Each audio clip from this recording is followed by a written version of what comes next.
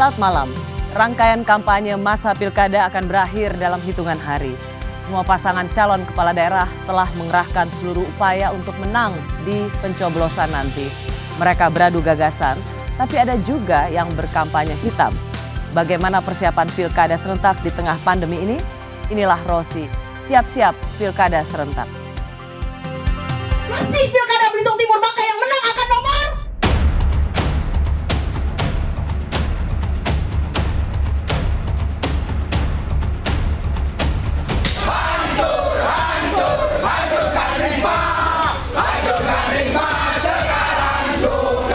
dan Bu Risma adalah wali kota yang sah di Surabaya. Harus cepat diantisipasi dengan langkah-langkah proaktif untuk merangkul pihak-pihak yang berkontestasi agar mereka melakukan kompetisi secara sehat.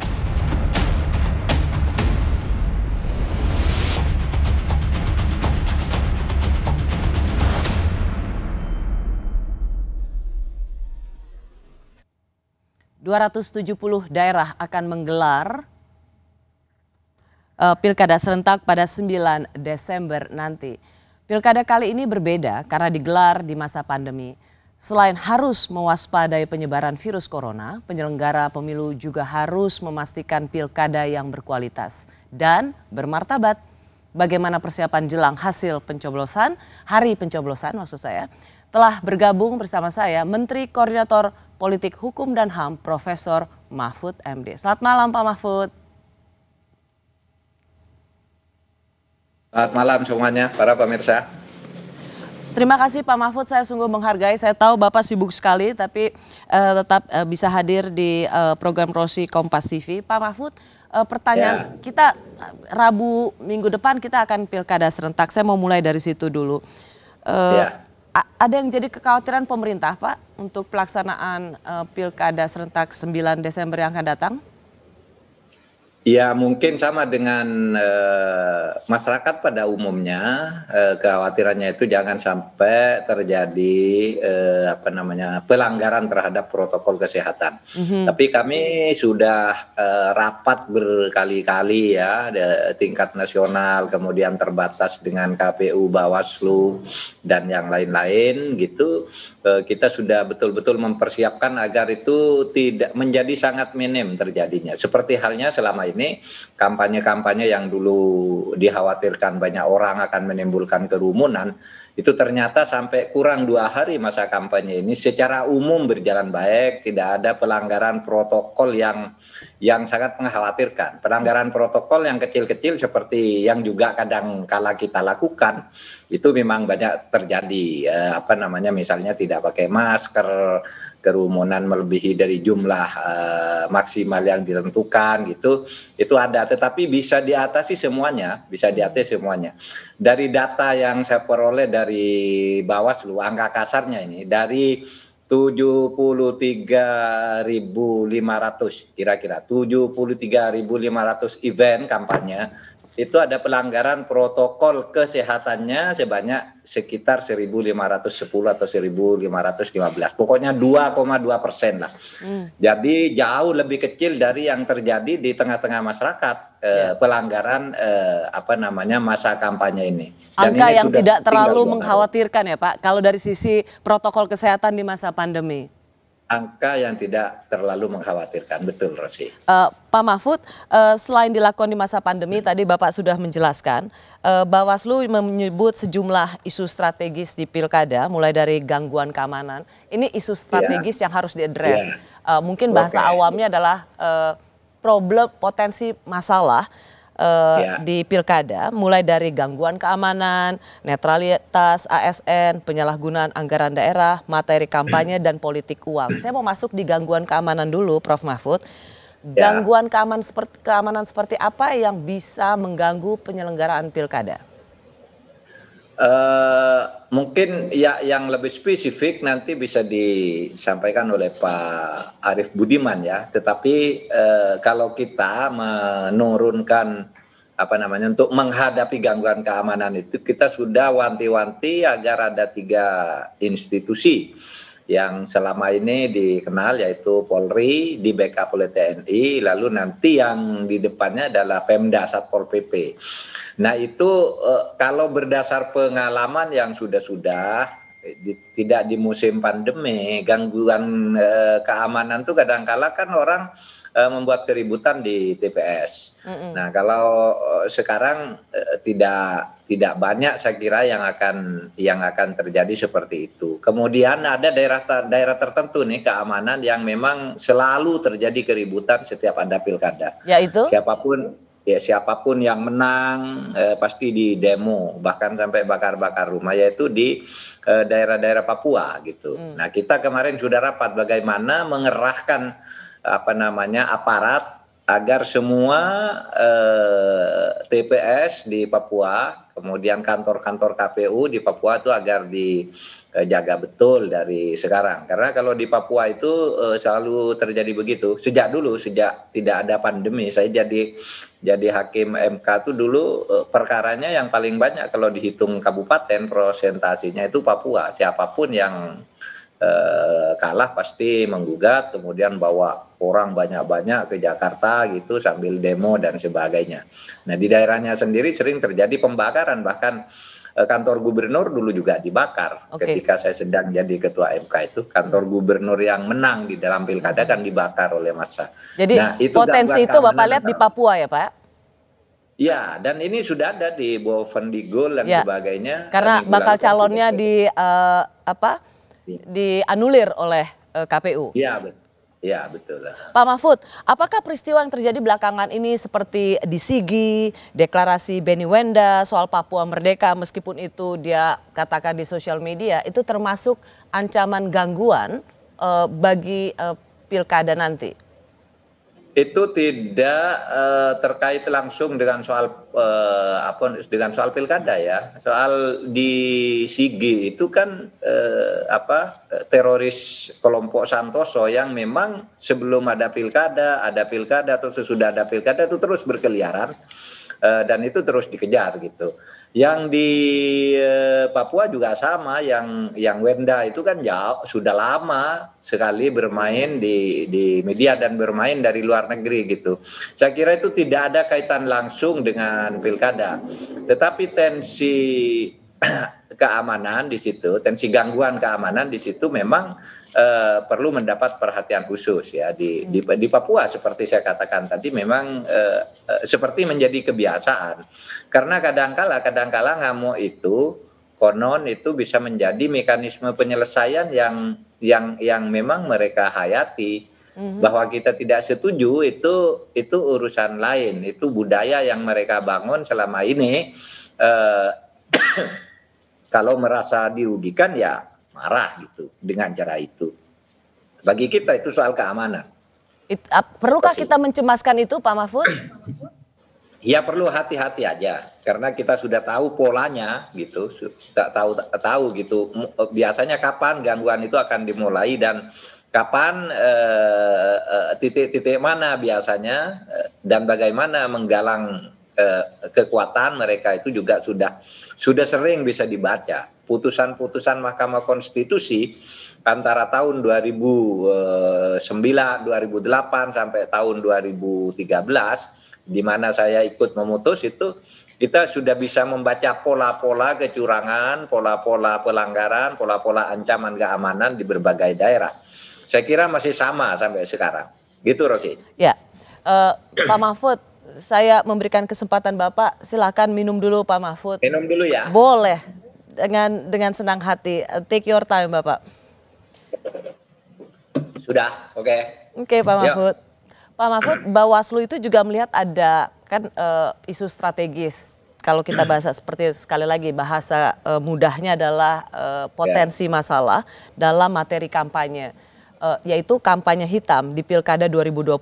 Mulai dari pidato politik yang berujung sara, ceramah provokatif di lingkungan tempat ibadah, spanduk berkonten sara, hingga ujaran kebencian di media sosial. Apakah Pak Mahfud dalam hal ini representasi pemerintah melihat hal ini sebagai bagian dari bangkitnya kembali politik identitas? Eh, Politik identitas itu tidak spesifik terkait dengan pilkada ya. Di dalam arena pertarungan politik yang lain juga masih yang terjadi. Misalnya antara oposisi pemerintah dengan pemerintah, kemudian di kelompok-kelompok masyarakat terjadi.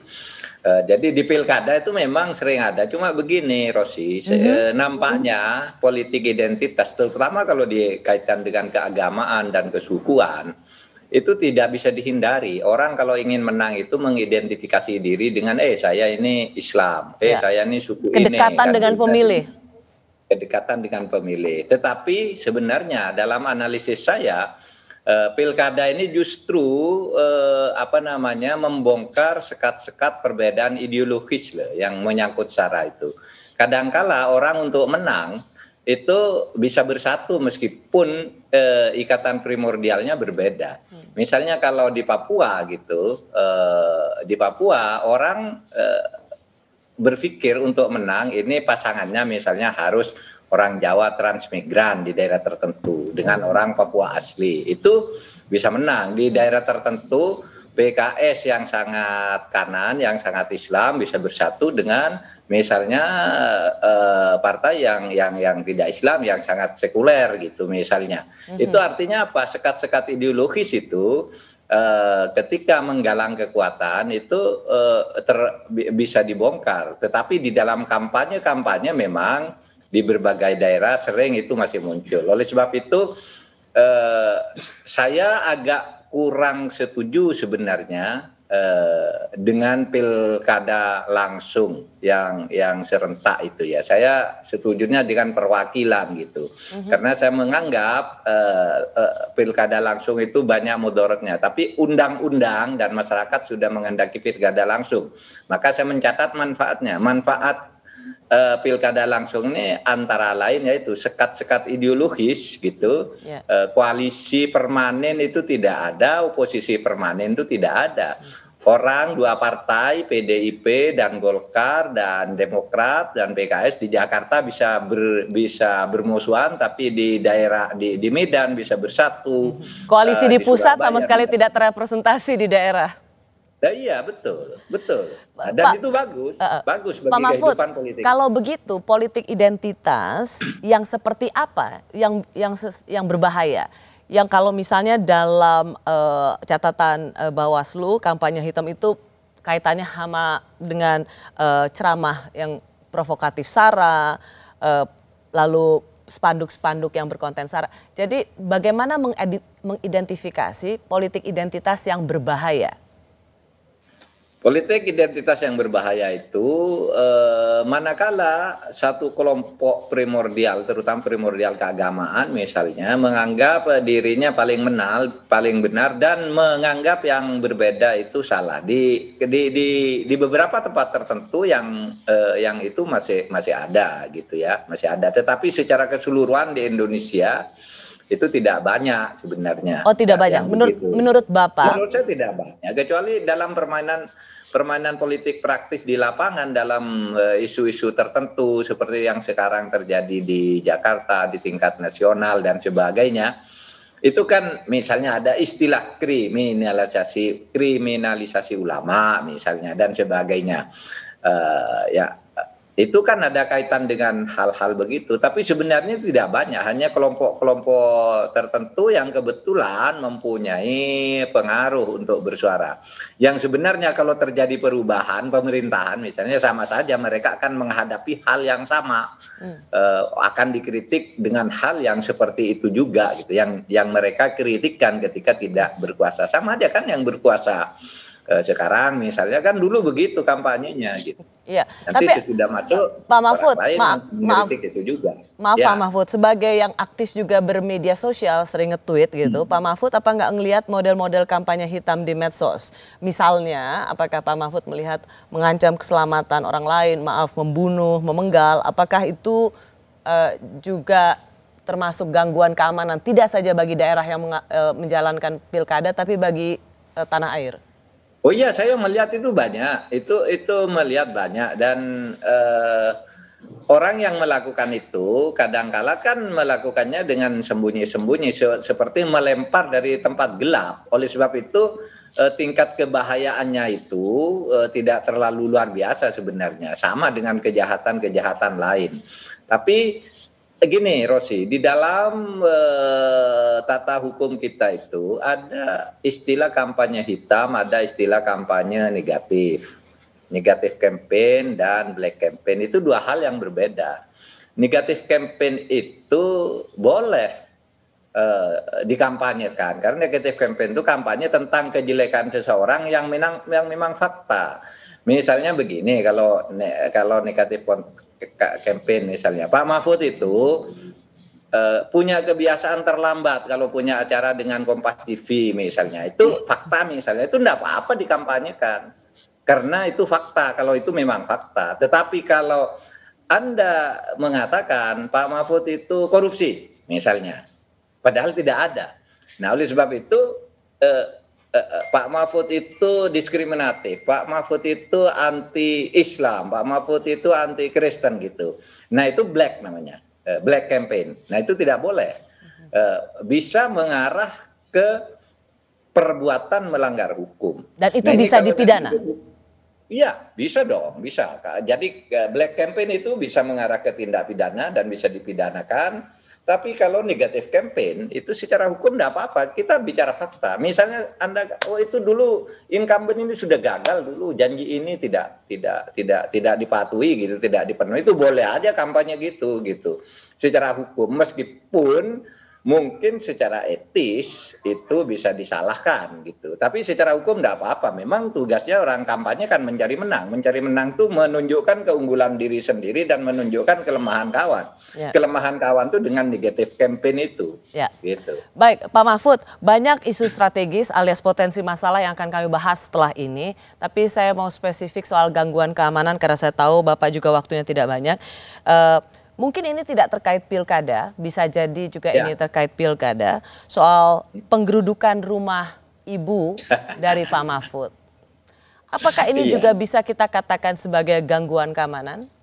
Oh iya, itu gangguan keamanan dan itu pelanggaran hukum ya, itu pelanggaran hukum.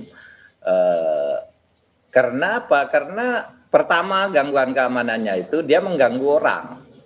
Yang seharusnya aman, dan yang terganggu yang bukan hanya yang menjadi objek gerudukan, masyarakat yang lain juga yang mau lewat di jalan, yang mau melintas itu menjadi takut kalau ada orang berteriak-teriak, mau lewat tidak bisa.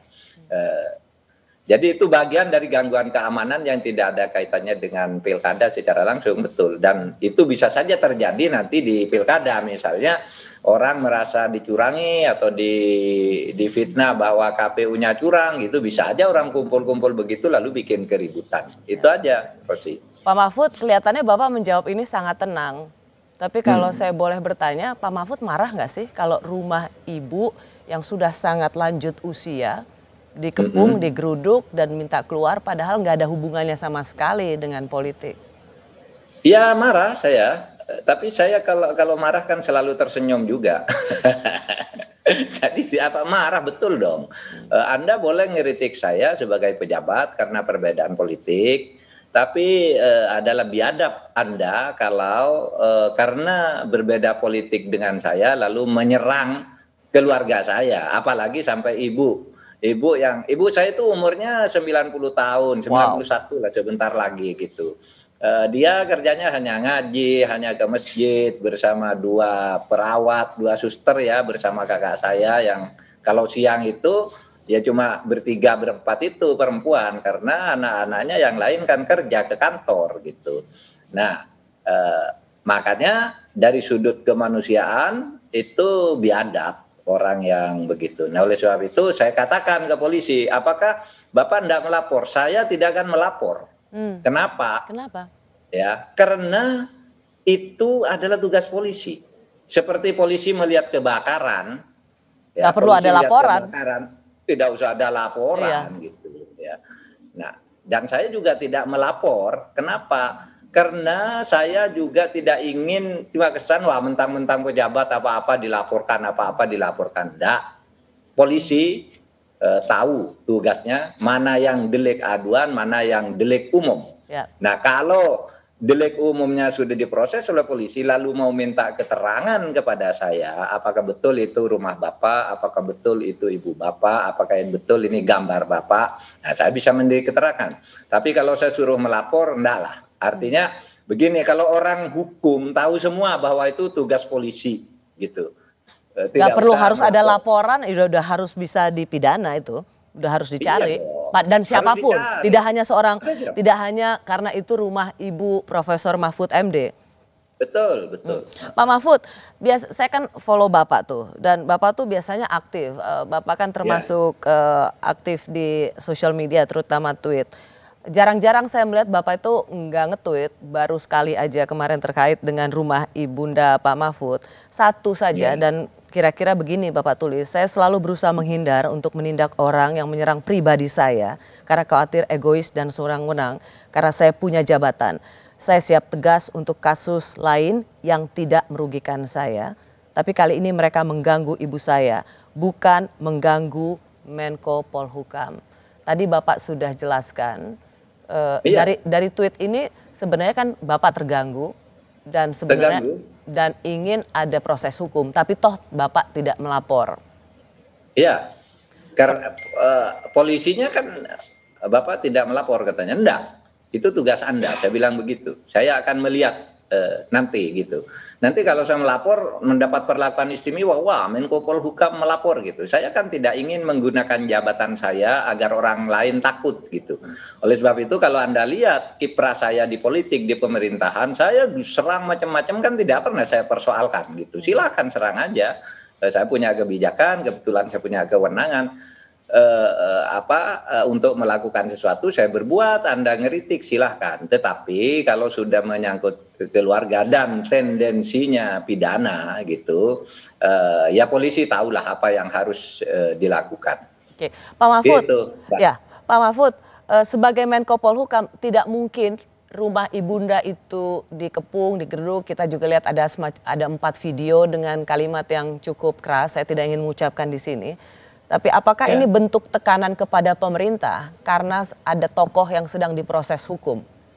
Apakah Bapak juga melihat ini bentuk tekanan kelompok tertentu? Iya, iyalah semua orang berpendapat begitu dan saya sependapat. Kalau Anda lihat di pemberitaan dan di medsos itu kan tekanan, apalagi di situ ada kalimat-kalimat kalau ini ditahan, kalau di proses hukum gitu saya akan melakukan ini. Ya. Misalnya kalau Habib Rizik ditahan maka akan lakukan ini.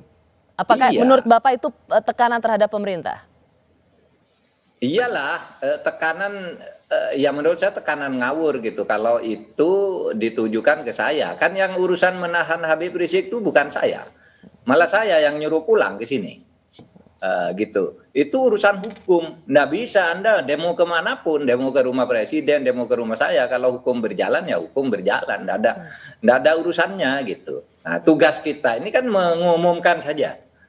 Penegakan hukum harus begitu dan kita mengarahkan agar tidak terjadi diskriminasi gitu.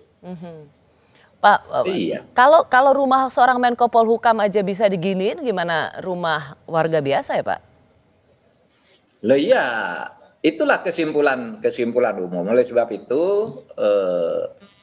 orang sudah pada mengatakan ya negara tidak boleh kalah dengan premanisme. Dan sekarang itu kan canggih, orang ya mencari pelaku dan mencari aktor intelektual itu sekarang gampang sekali. Kalau memang mau dicari kan gitu. Apalagi sudah ada digital seperti sekarang gitu. Tapi kalau Anda tanya ini saya senang polisi tanpa campur tangan saya karena saya tidak ingin menggunakan kekuasaan atau posisi saya untuk mendikte polisi. Tapi saya ikuti di pemberitaan bahwa polisi sudah bekerja profesional dan saya mendapat info-info siapa yang di belakang itu dipanggil, siapa di belakang itu dan apa latar belakangnya. Saya kira silakan jalan. saya bilang itu hukum harus ditegakkan dan saya tidak akan mengadukan siapapun. Tapi kalau Anda menemukan siapa yang melakukan, silakan tindak secara hukum. Gitu saja. Baik, Profesor Mahfud MD, terima kasih banyak. Sebentar lagi kita akan bicara pilkada. Ilustrasi yang baru saja Bapak katakan merupakan sebuah penjelasan tentang kecemasan kita semua. Tidak saja soal pandemi, juga soal gangguan keamanan. Ada lagi yang lain, tapi terima kasih sudah memberikan penjelasan bagaimana kita harus mempersiapkan pilkada serentak minggu depan. Terima kasih Pak Mahfud, selamat malam. Terima kasih, yuk, selamat malam. Pilkada serentak tinggal seminggu lagi. Adakah yang masih harus kita cemaskan? Saya kembali sesaat lagi.